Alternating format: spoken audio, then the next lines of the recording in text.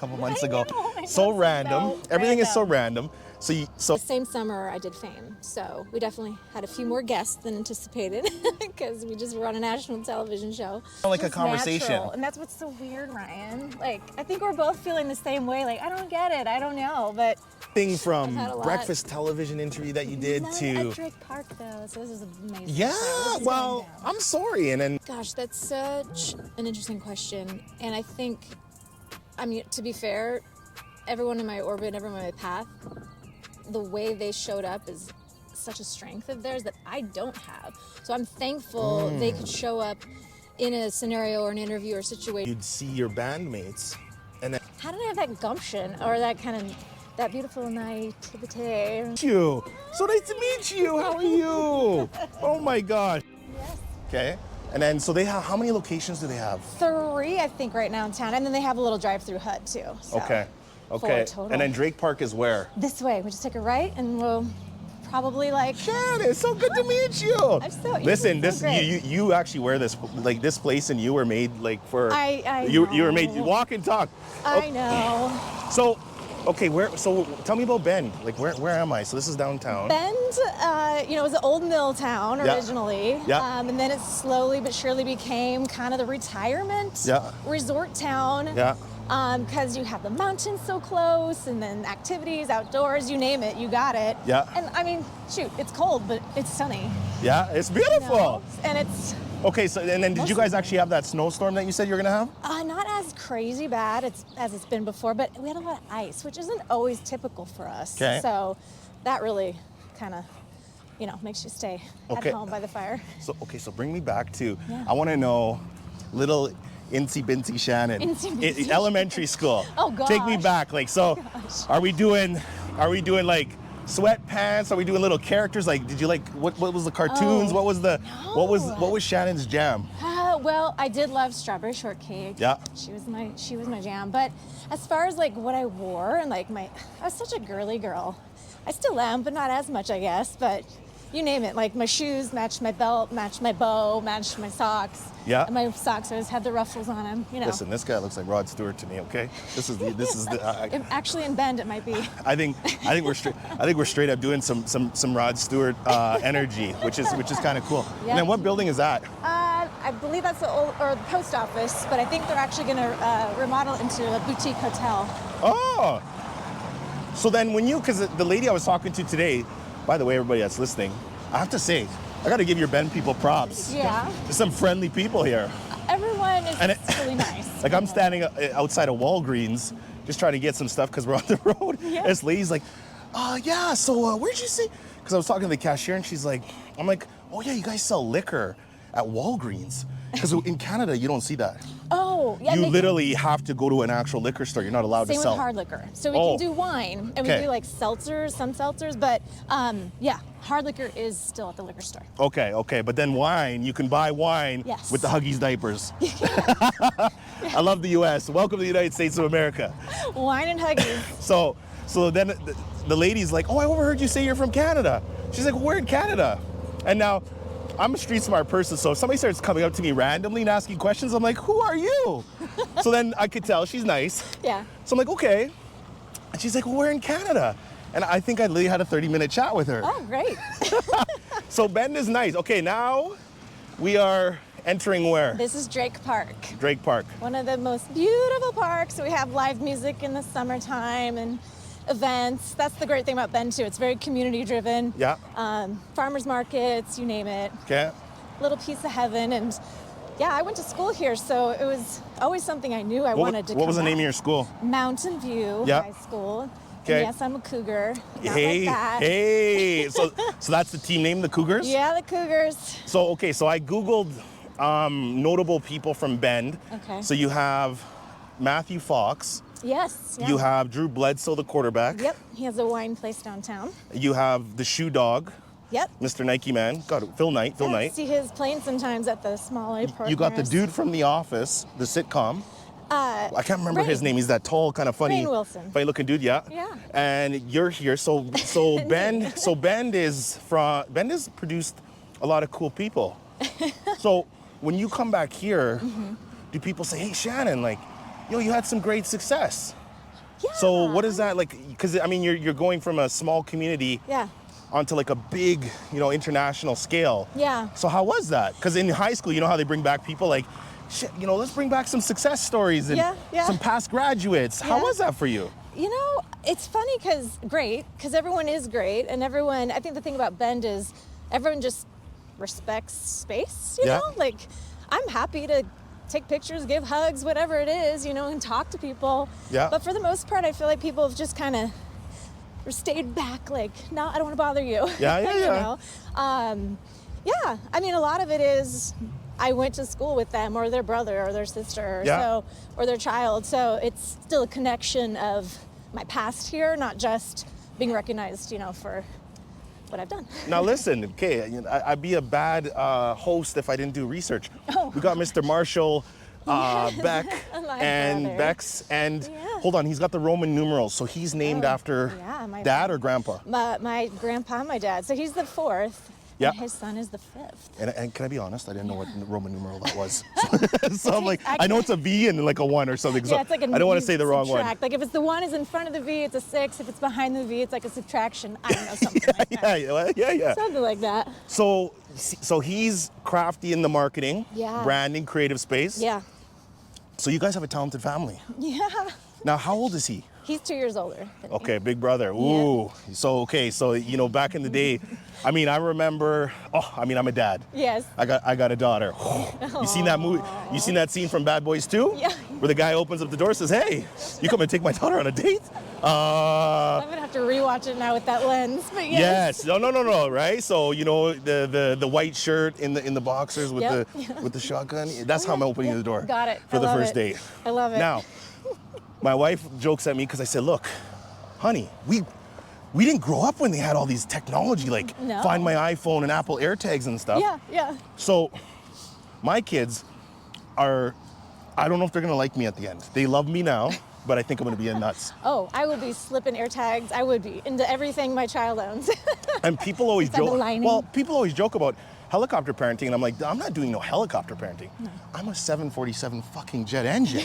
This is next level, right? Yes, absolutely. So, okay, this is Drake Park. This is Drake Park. Hey, shout out, man. Drake from Canada. Look at that. Come on now. Hey. We're gonna drop some bars on this too. Yeah. Okay, tell me about Drake Park. It's just the place to go when you want to go to music festivals or sit out for a picnic, or it's just still well taken care of. I'm They're gonna doing cut a lot over. of updates 'Kay. now, but 'Kay. so if you follow the river this direction, Yeah. you'll hit Old Mill District, which used to 'Kay. literally be the Old Mill when I was Okay. in high school. Yeah. And now they've made it into this just beautiful shopping getaway area, and you can actually put your float or raft in the river and just float down for a good hour and a half. Then you take a shuttle back and drop in and float down. So this is a great place to just easily relax, float in the summer. A lot of space for kids. And then are they doing performances here? Yep, this is where they do the stage performance. Sometimes they'll do some What kind of theatrical. performances do they do here? They'll do theater in the park. Yeah. They'll do musical instruments and like orchestras kind of stuff. They'll do like just live bands, and all these are filled with lawn chairs and vendors and. So Shannon, for our listeners and watchers, so I don't know who the F you are before maybe a few weeks, a couple months ago. I know, So it's random. so Everything is so random. random. So I've talked to you a lot I in the know. last couple months. Why is this? What is going on here? Because we've even had people send an email say, "Man, you and Shannon, you guys got to do something. You guys sound like this didn't sound like an interview. No, this it's sounded like a just conversation." natural. And that's what's so weird, Ryan. Like, I think we're both feeling the same way. Like, I don't get it. I don't know. But it's easy. It's natural. Yeah. It's authentic. We talked about that. Even the way you reached out on my Linkstagram. It was just Okay, but let's unpack this because our show centers around one question: how can you live life, better? How can you live with more purpose? Yeah. How can you make a shitload of money? How can you be happy making a shitload of money? How can you be a great spouse, a great partner, a great father? How do you do life and business better, and how do you live your full self on purpose? Yes. You, from a young age, started shooting the ball. Yeah. I mean, you just started shooting and you must have a I don't give a fuck button must be what there is the outcome? somewhere. So I mean, I don't know. no, so I'm here in the flesh because I want to know what's the secret sauce. Like what about you? Why do you have that just, you know what, I'm gonna try. I'm gonna take the shot. Might not work, but I'm gonna shoot. Yeah. That's a good question. And I feel like to be honest, I feel like I've lost a little bit of that as you get older. And I'm really forcing that reflection back of like, okay, how did I have that gumption or that kind of, that beautiful naivete, naive, ambition, I guess? Naivete on steroids, though. Yeah. And I don't know, number one, growing up, I mean, I got along with everyone that I ever met, but I never was a part of like really big groups or cliques or friends. I just kind of always was my own solo person and making my own choices and not doing it because of anyone else. So maybe that was part of it. Like I wasn't easily influenced of like, oh, if I go do this and they're going to judge me for it and then I won't. I was like, no, I'm going to go try out for the lead in the musical play. I don't care what anyone says. And then, So because when we chatted, you said basically that you were, I mean, you've been dancing since what, 4 or 5 years old? Like you were on a stage like right off the get. Yeah. So then is this mom's influence? Dad's influence? Like, did they just see, oh, Shannon's got some little glitz and glam about her? Like, I'm a dad, so I can speak to my daughter's a beast. I mean, she will just, like, my son is the architect. He wants to draw the plan. Okay. My daughter is the general contractor that gets the shit done. That's important. That is right? And so we've identified that. So we try to put them in positions where it's like, well, let's just see how risky they might be. And they're only, they're 4 and 7. Yeah. But you start seeing that right off the hop, characteristics that are, of course, mom and dad, they've taken some of us. Yeah. But there's some stuff that they come out of the womb with prepackaged, right? The app is already downloaded on the phone. Yep, it's true. The software is there. So is there anything that you identified that, look, this was already downloaded on me, had nothing to do with my parents? Definitely being a performer. Okay. Enjoying the stage. Okay. I wasn't necessarily, I'm more of a shy person, believe it or not. I can see that, yeah. So it was just that place for me to explore confidence, I guess, yeah. and just be loud and not have to apologize for it. So the stage was actually a safe space for me, which is so strange. Would you say it was a safe space to have unsafe conversation, like in that sense? Because you got to be crazy in a safe environment. I think so. Yeah. Yeah, there's just a comfort there, and it's just like, I don't know. It just was always another layer that clicked into my personality that I didn't necessarily understand how to do on the daily. Like, I was shy to have the conversations. I was the one that didn't speak up in class because I didn't want to be wrong. But on stage, I'm like, no, I know what I'm doing, and I'm going to do it right, and here we go. So it's just like, I knew my boundaries, and I knew, I guess, what I was capable of. So I had confidence in that. And then what's one thing you think, oh my God, I totally got this from my parents? Oh, gosh. Well, my dad's a bit of a ham, yeah. Okay. So, yeah. Okay, unpack that. I mean, what kind of ham are we talking about here? Oh, he'd just start making up songs out of nowhere, and goofy songs at that, like Wake Me Up in the Morning, throwing the blinds up, singing I don't know what, but just always room and space for goofiness and exploring play. Yeah, yes. Just creativity and play. And my mom is incredibly patient and kind, and she always looks at the other side of the story. She's the first one when I'd have like friend trouble to look from their perspective, which as a kid you're like, you're on my side. Don't talk to me about that. Yeah. But it helped really cement just kind of like observing other people, the way they enter into your life and why they're doing it the way they're doing it. So interesting. More respect for sure. So for you, what does self-awareness and ego mean for you?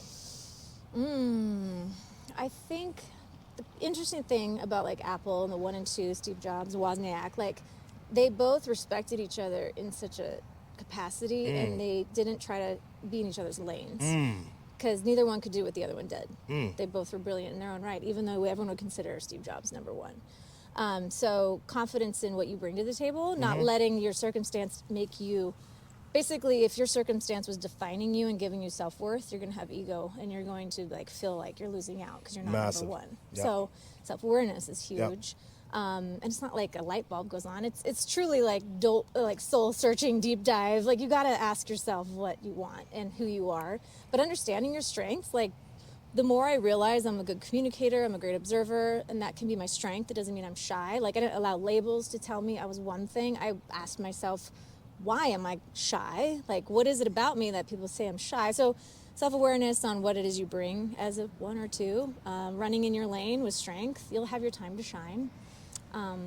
It's so interesting because I'm truly curious. I like solving people's problems. See that? Yeah, I think that's why I love business, because I'm like I really, and then I get bored, and so I gotta find a new problem to solve. But if you look at your interviews, Yeah. and I've looked at like I've had everything a lot. from I've had a lot. breakfast television interview that you did Not to at Drake Park though, so this is amazing. yeah. So this is Well, going down. I'm sorry, and then it's a walk and talk. Yeah, I know. Like I love this is, it. and this I is love by the way, this is the first ever walk and talk for the show. it. Is it? This is the first ever, and I said, way. you know, we're after here we're going to LA, and I'm like, I'm doing 2 walk and talks there. Nice. But I'm like, I really just think there's no better environment to just do it in. No. And Yeah. studios get, like, we have a couple studios booked and stuff, but I'm like, those are, I don't know, I find them a little boring. Sure. But some people, you know, PR and all that Yeah. BS. But Oh. you are in interviews, and Yeah. you are doing, it didn't matter who you're talking to. So you'd see your bandmates, and then you were always like, you would say stuff, but you're quiet. And so even when I deal with you, I'm like, you have this gem of nuggets in your brain. And then all of a sudden, like, it's like when you open your mouth, you're like, holy fuck, what the hell did she say?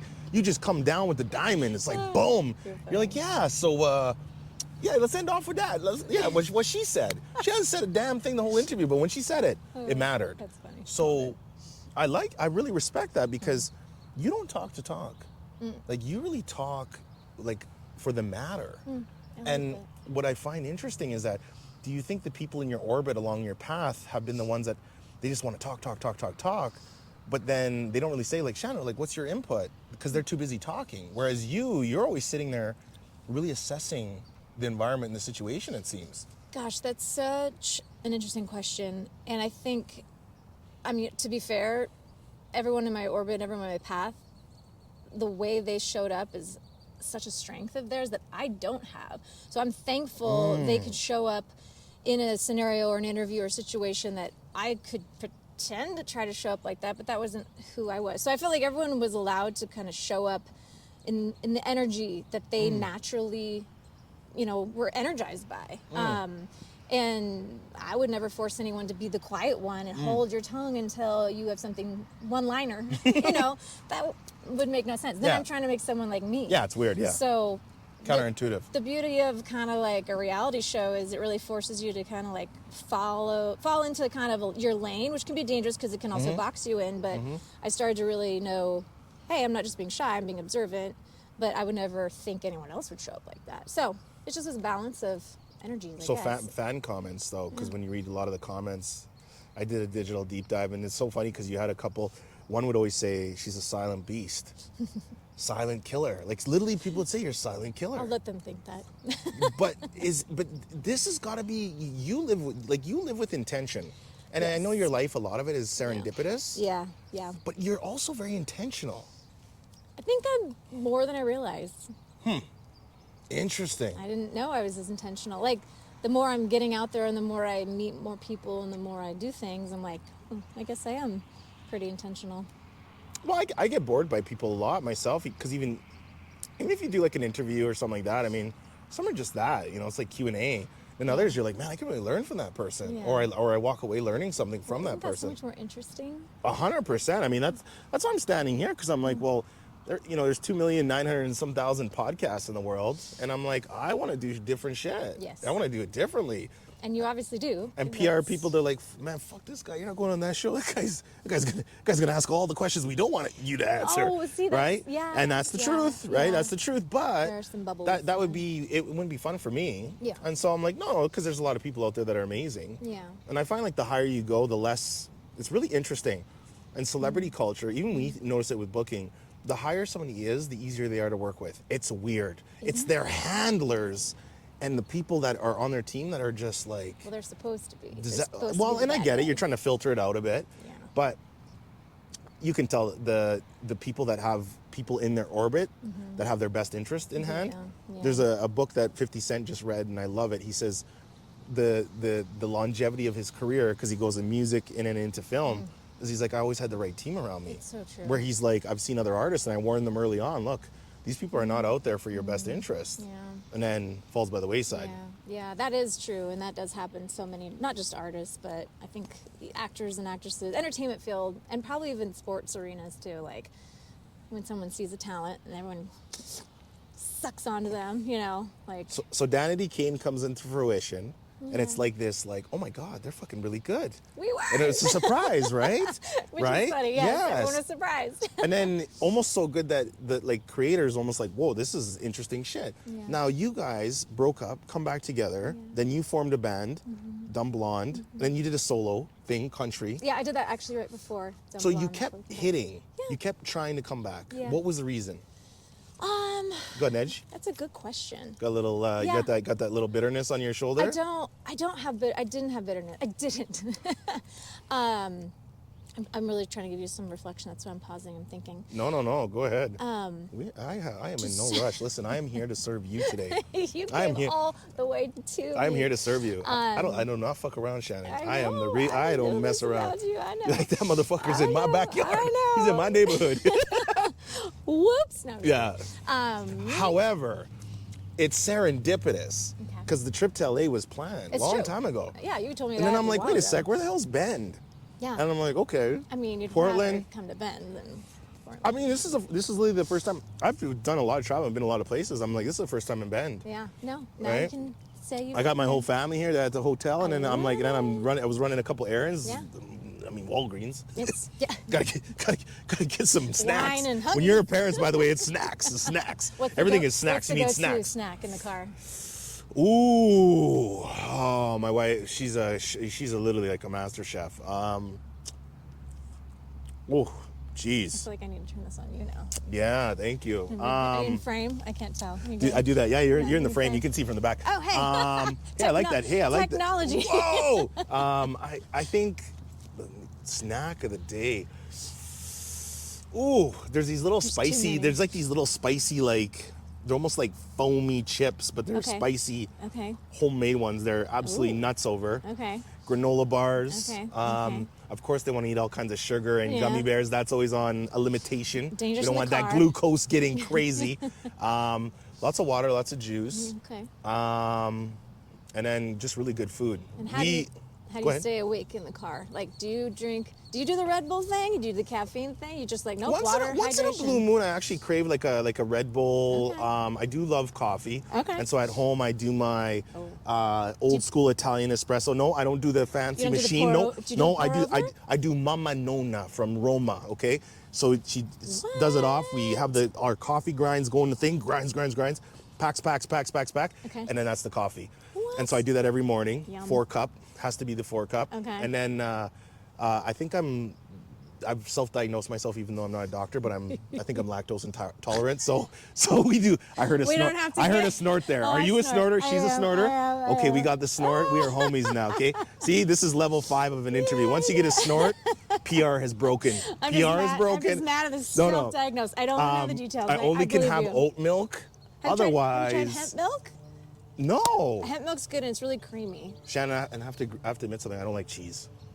That's okay. That's not hemp milk, but But do you like cheese? I do like cheese. I don't know why I associated hemp milk with cheese. I don't either. But it's the first thing I thought about, so I had to be honest about it.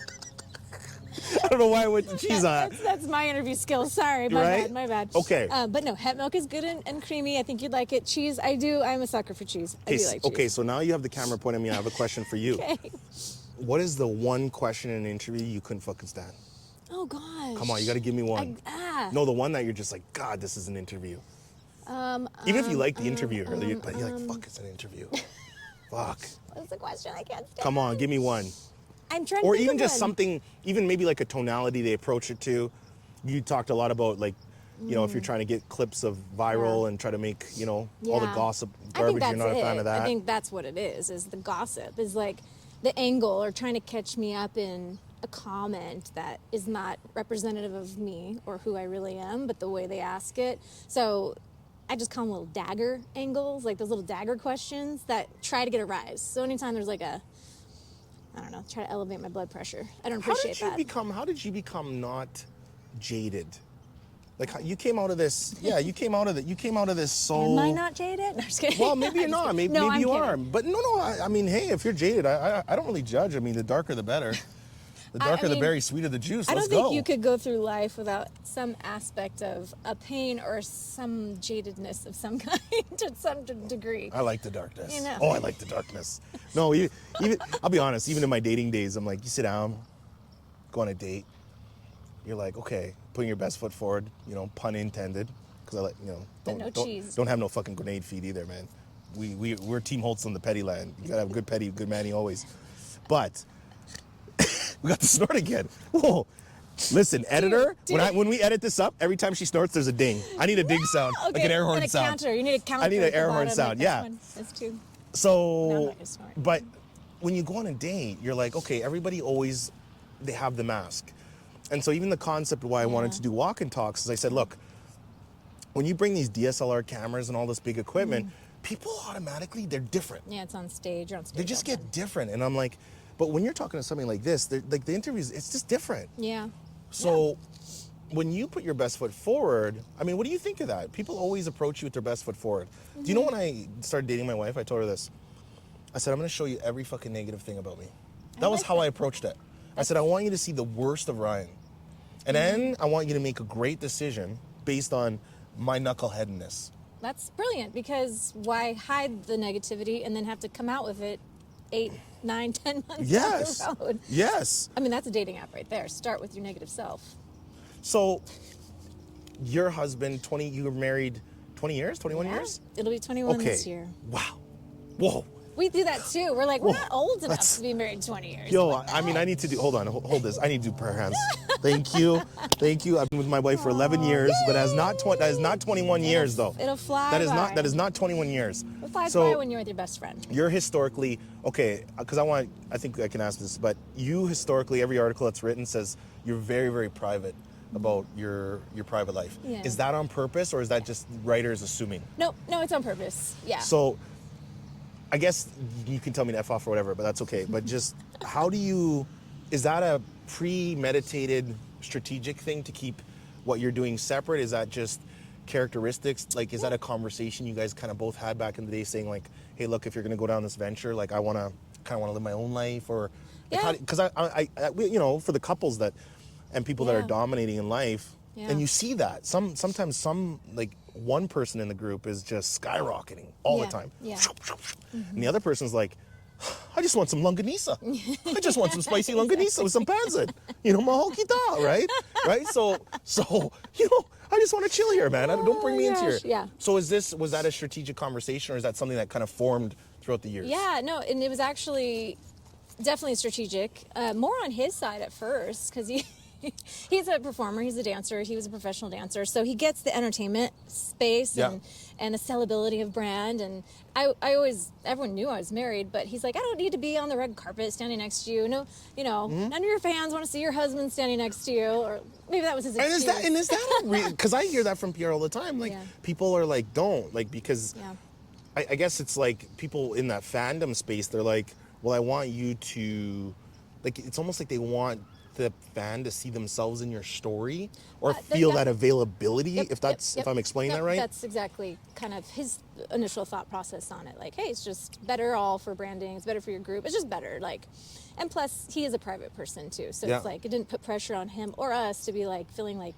we had to show up in the public eye like that or post about. Do you think, because you do see other celebrity people out there that are like, they actually, I feel like in some ways they want to really showcase them as a couple? Some people want to be power couples. Do you think you ever, like, as a little girl, crave that? Like, you ever think growing up, or is that something you really thought about? I never thought about it. I never even really thought about my wedding. Yeah. It's not normal. Excuse me, did you have a big wedding? Yeah, it ended up being like 250 people. Wow. It was right. Was it here in Bend? No, it was in Portland. Oh, Portland, okay. Club over there. It was the same summer I did Fame. So we definitely had a few more guests than anticipated because we just were on a national television show. But it was beautiful. I had my band that I started singing with in Portland play. And great food. I definitely was that bride. I was my hair was in curlers and I was decorating my wedding cake that I bought from Safeway. Because I didn't need a $10,000 cake. we were going to eat it. And it was really pretty and plain. Yeah. And I just decorated it. And like the wedding planner at the venue was like, I've never met anybody like you. And I was like, oh, what? She's like, you're about to be married. Your hair's still in curlers. You're so calm and you're decorating your wedding cake. I'm like, if I don't enjoy it, like this will be a miserable memory. Yeah, I mean, your husband, I mean, I kind of go back to him only because I think in order for you to be successful, I mean, your partner is a very incremental part of your foundation. It's like, you know, he's got to have balls of steel in terms of the security meter, because there's guys out, I mean, 2024 here, I mean, I've been on a dating for 11 years. So that's what, 2011? 2011. Yeah. And I mean, now I hear all these dating stories. Oh my God, you can't even go to a tree with somebody else, and then they're like, "What's going on over there?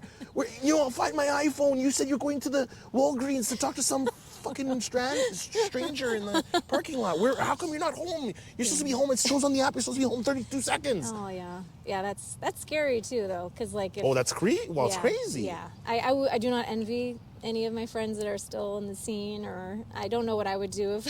I probably would just stay home. I'd be like, okay, I'm good. So everybody says that you're the mom of the group. Why do they say that you're the mom of the group? I know you're doing the organizing. Is it because you're the oldest? I used to think maybe that was why. I was the oldest and I was the married one. But I also was definitely, the girls are feeling weak during practice. Hey, have some beef jerky. Did you have your water? Everyone make sure you take your vitamins. We're going to go on tour now. Wow. So I think just nurture. Like I'm just a nurturer. Yeah. So you actually are, so you said you're very introverted? Yeah. Kind of shy? Yeah. So how the hell do you get past that? I'm shy too, by the way. I'm very introverted. Very introverted. Very. Well, how did you get past that? Because...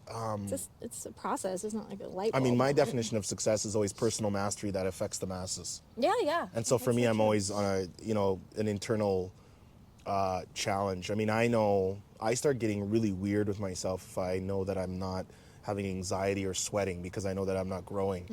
And so I manually try to put myself in uncomfortable positions. Yeah. Right?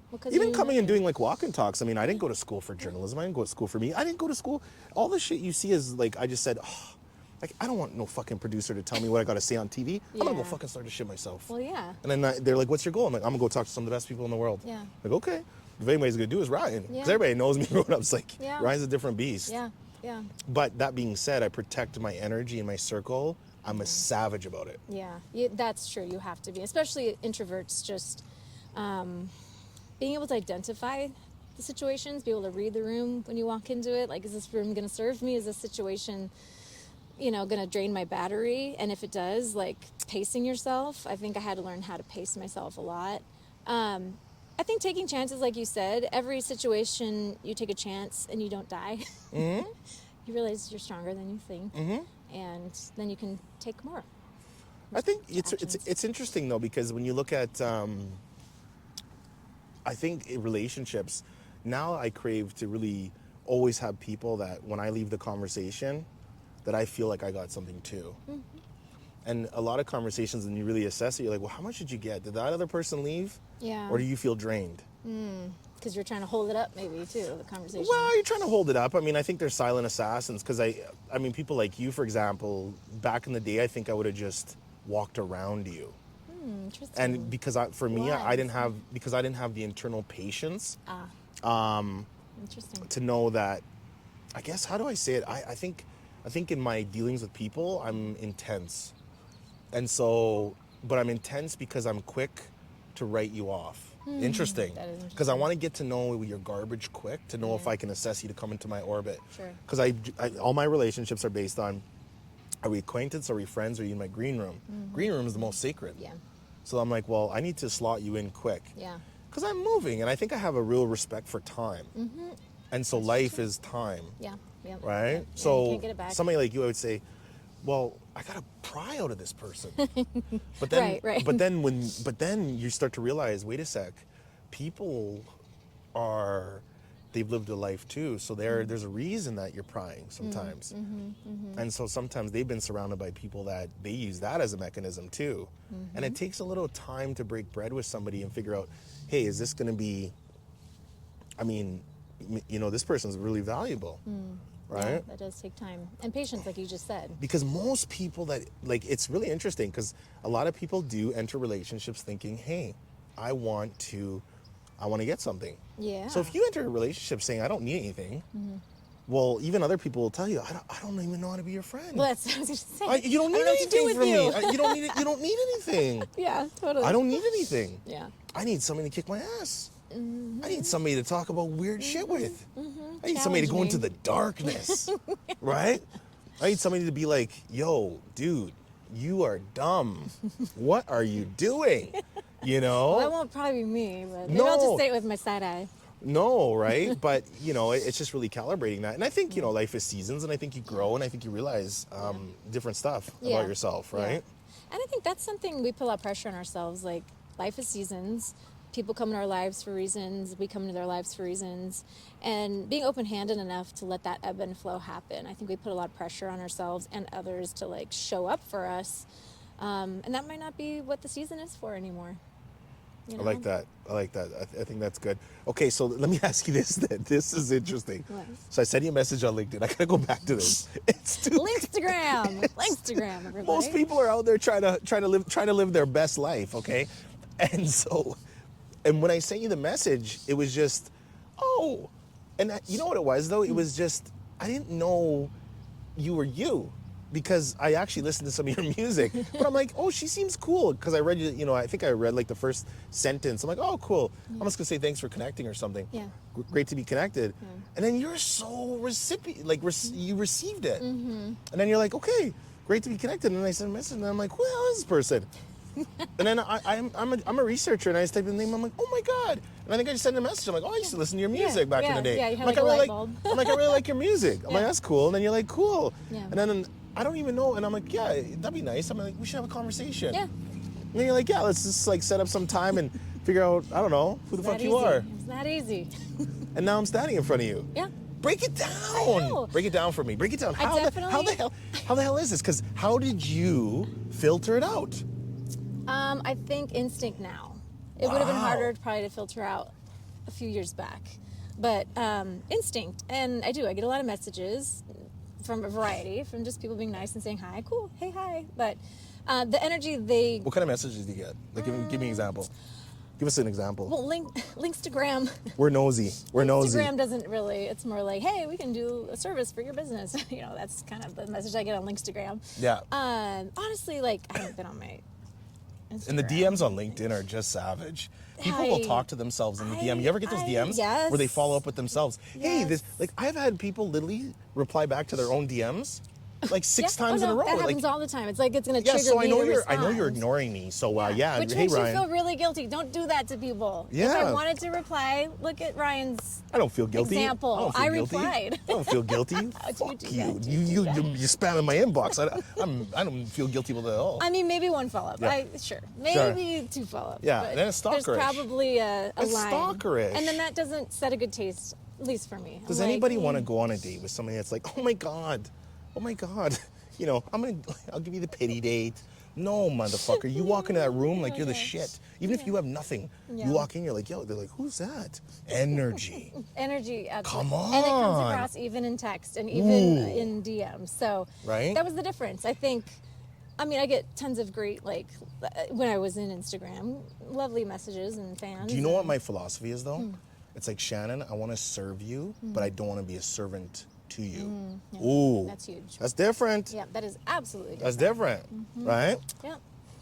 So how did this? Put out there. So LinkedIn, and then you did the show, and then now, like, so your instinct. This is what I came here for, because you always go back to, okay, well, I don't know, I was like dancing with the Blazers, and I don't know, I had a good voice, and start singing, and I don't know, I just went to fame. I don't know, I just fucking, told my manager I wanted to do some shit, and then he was the judge when I went to the thing, and he started laughing. I don't know, and then that just happened.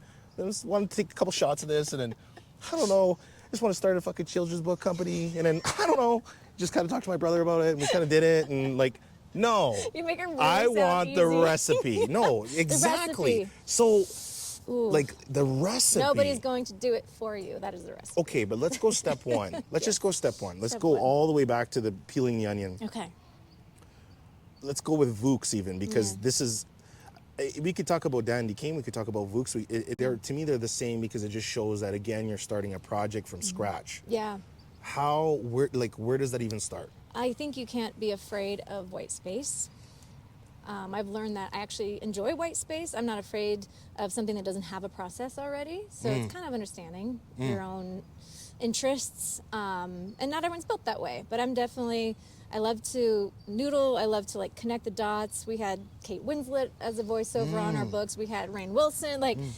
And it's just asking the questions. Everyone's human. It's reaching out. It's understanding the pieces that you need to make the first few steps. So it's taking the dream and the vision, which most everyone can get and do, but then you have to disseminate it down and work it backwards and unpack it to then start putting the steps forward to where you can get to that dream. I think we get so stuck on just the iteration process of what it could be. Great, totally could do that. How do we do that? Tactical is totally different than just the vision. But how do you just take action?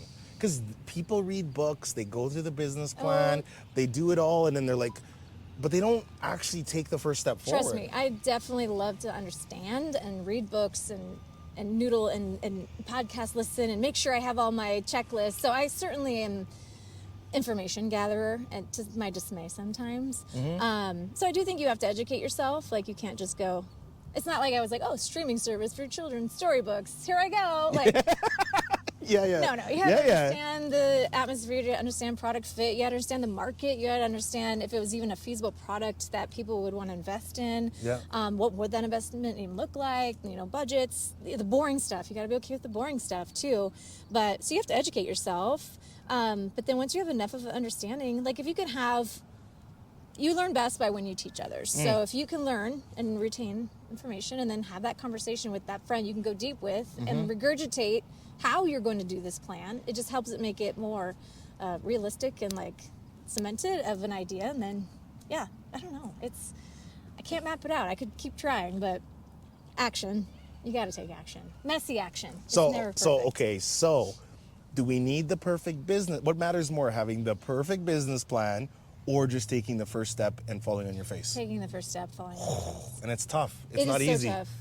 And it's traumatic. It is. Well, because also, even when you have the perfect business plan, you're going to still fall on your face so much. Because you can never plan for everything that's going to come down the pipeline. You can never plan for all of the, curves and hurdles. And so until you get started, you learn from those mistakes. So you can't grow or learn without taking action.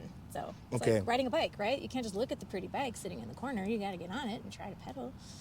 I've been greedy with questions. Let's do like some fan questions. So, will you ever do music again? It's funny. I sang with my friend's country band the other night, and that was fun. It was for a fundraiser for the fairgrounds, and I loved every minute of it. And that filled my soul because I was on stage. Just my dad was in the audience, my stepmom, and it was just fun. And that's my caliber of my enjoyment, and that fills me. So as far as other music, probably not. I really am good. So that last, was it DK3 when you guys came back? Yeah. How did that start? Like, how did that, like, you just said, okay, let's do this, guys? Yeah, it was kind of the rallying of the troops of like, hey, it's, you can start feeling the stirring, you know, whether it's just in your spirit or just online rumbles or it's just kind of when all the pieces start to shift and be like, hey, this is good timing. Maybe we should give this a go again. And checklist, you in? Checklist, you in? No? Okay, let's try. So, yeah, I think it was still, we're not past the point of being able to try, so why not? Are you guys like homies, or are you guys like more business acquaintances now, or? No, like if I saw the girls right now, like if you surprised me, I'd totally run up and give them a hug. So it's like, it's so tricky in business. You guys went through a lot together. I mean, that builds some bond. That's it. Like there's layers to the connection. No matter what is out there, like no one can understand. We've always said that. Like no one can understand the things we've done and seen and gone through, and tears and joy, and like it truly was an amazing treacherous journey. But I mean, it's public knowledge that everybody says, man, you guys got screwed, and then even day 26 and all that. But you've risen above all that so much, and then. But because if you take Aubrey, for example, like you can tell like she still talks about that. Is it something that you're just quieter about, but it bugs you? Or is it more, you're like, look, this is a new chapter in my life. I'm content. I mean, you're killing it. That's got to help too, you know? Sure, like me having like the outlets that I'm challenging the beast, trying to get her. You see that? You see the eye ticker? if we get the snort and an eye flick, it's coming. Yeah.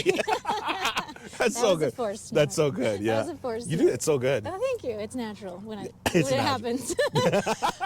When it's genuine, it's definitely genuine. Yeah. It's not too obnoxious. For me, I absolutely think about the past and talk about it, and it has grown me, it's evolved me, it's challenged me. So I can't not put thoughts towards it, because it's made me who I am today.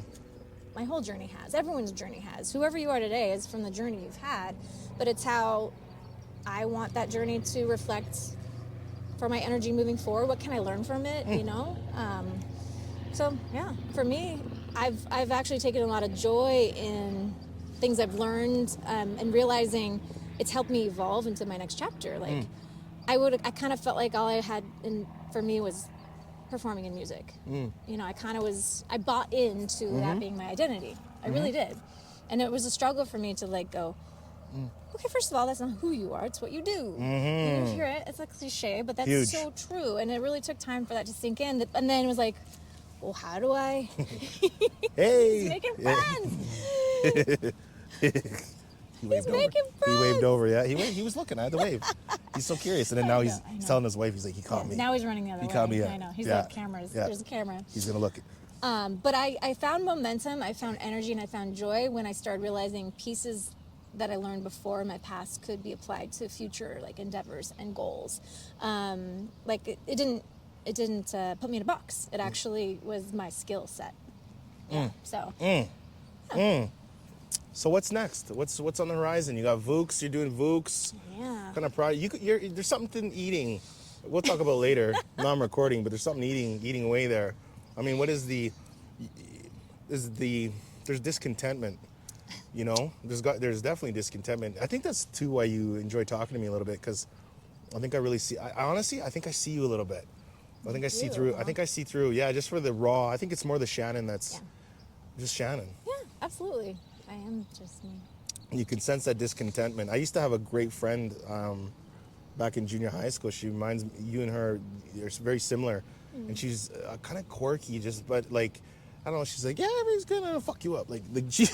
There's she had this you thought everything was great. Is that why we're doing a walk and talk interview? You're waiting for me to hit someone in the shoulder? No, you thought, yeah. What do you hit me for? No, yeah, but discontentment. Do you think you got some discontentment there, or is it just, hey man, I like the next challenge, Maybe that's part of it. It's more of Rocky. Ready for a fight. I don't know, what that looks like. I don't know. I'm done fighting the big boys. No, brimming, I think, is the best word for it. There's something. There's still brimming. Ooh, give me the definition of brimming. I've heard that word. I don't think I actually know that word. Teach me. Teach me. It just came to me. I don't know. I can't teach you. Teach me, Professor Shannon. Brimming. Teach me. So there's brimming. an energy. So it's like there's your limit, there's your overflow, and something's just bubbling, brimming to the surface, an energy, a movement. Don't know what that is, but I definitely know the things that get me passionate is when I feel like I want to not tell someone how it is in life or in career or in the journey of whatever it is, but really be an asset to someone, a servant, not just servant, servant of. Yeah. And I don't know what that compass is. It's not pointing me yet, but I just feel like I have too much I've learned too much. I'm not having kids, so maybe if I had kids, that brimming feeling would be pushed into their life. Was this a planned? You're not having kids? Yeah, it was a comfort. I mean, we always thought we were. We tried. We weren't able to, and I think we're both still open for the opportunity of adoption. So you did want kids? Yeah. It just wasn't in the cards. Yeah. Oh, I like that. Yeah. Okay. But maybe that's the brimming. Maybe every time someone's like, "Oh, I'm desiring to pass my legacy." Kids are a true blessing, though. I mean, as a dad, that's something, especially for me, because I come from a single parent home, and it's, you're just like my kids are. It's just a game changer in everything. It raises the stakes so much. How does it change the way you have approached, your interviews or people or life? Everyone says there's this other lens. I will be honest with you. There's a certain element that brings I'm a risk taker, and when you have kids, I mean, they're your world. Yeah. And so you're like, you want to go out there and risk, but you really got to calculate even a little bit harder for that. Sure. Right? Because you got kids there. But on the flip side of it, I think it almost is like you go harder, right? You go harder. And so for one of the things, because we have our family values, right? Number one is, my son, we recite these. So number one is, do we bully people? No. Do we get bullied? No. And then, we lead, learn, love, live, grow, and encourage, right? And, it's something that's in our mandate of the fabric of just be the best you can be. But in parenting, more is caught than taught. Oof. Right? So when you can say a million things to your kids all you want, but if they're like, hey, you said get up and go move your butt and go run around and walk around, but you're the one sitting on the couch all day. Oof. Well, they're gonna catch that because now your talk is cheap. Yeah. So for me, We have to be I literally really- say in the mornings, hey, dad's gonna go chase his dreams. Dad's gonna go get after his dreams, and then mom, same thing. But they're physically seeing us do it. Absolutely. We are very different where we don't do childcare, so everything is us. That's great. And then when we travel, some parents they're always leaving the kids everywhere. Our kids come almost 99.9%. I love that. Because I want them to. Even when we've done interviews in like football stadiums and stuff, I bring the kids because they're like, oh my God, and they're seeing the best of the best people. Yeah. And they're like, my dad and mom are fucking hustlers, right? And so one of the reasons I wanted to create my podcast and my show was, one day I thought, oh my God, I would kill to hear my mom chop it up with somebody. I would love to hear my great-grandparents, and so this is what I'm doing now. This is going to live forever. Yeah. And so I think that's how kids change. You really start understanding you want to be a better version of you so that they're inspired to be the best version of themselves. That's huge. That's great. And so people, they have these expectations of their kids, like, I want my kids to be this, and that. I don't give a shit what my kids are. Right. I want my kids to be the best version of themselves. Yes. You're not going to be lazy. Yeah. You ain't gonna be, sitting your ass on the couch doing nothing in life, but I don't care how you make your living. Yeah. But whatever you do, and this is something my mom really instilled in me. She says, Ryan, I'll never be upset because you hit the wall and you failed. But if I find out that you weren't going at that wall at 110% speed, I'm gonna kill you. Wow. When you fuck up, you better fuck up properly. Yeah. And on point. Yeah. And I Make it big. never forget that. And it's Yeah. the worst feeling to lose in life, knowing you didn't give it your all. That's so true. Ooh. Right? And if we talk about Michael Jordan, his trainer, Tim Grover, he says, somebody's like, what's the price of success? And he's like, you think the cost of success? He's like, wait till you get the bill of regret. Oh, I've not heard that. Wow, the bill of regret. He's like, so everybody's like, oh, what's the cost of success? They're like, he's like, oh, it costs too much. You think so? He's like, wait till you get the bill of regret. Yeah. Ooh, and Right? so it Come is on. so easy to just be like, Come on. oh, I'll get Come to on. it. I'll get to it. Let's get jiggy with it. Right? I love that. So you have fun. We're so glad you enjoyed this episode of the Ryan Holtz Show Podcast. Please don't forget to smash that 5-star review, as Team Holtz will love you for it. Also, say hi to Ryan anywhere on social media using the handle @RyanHoltz1. That's RyanHoltz1. And if you or your business is looking to expand your brand, book a brand jam with Ryan using the link in the show notes.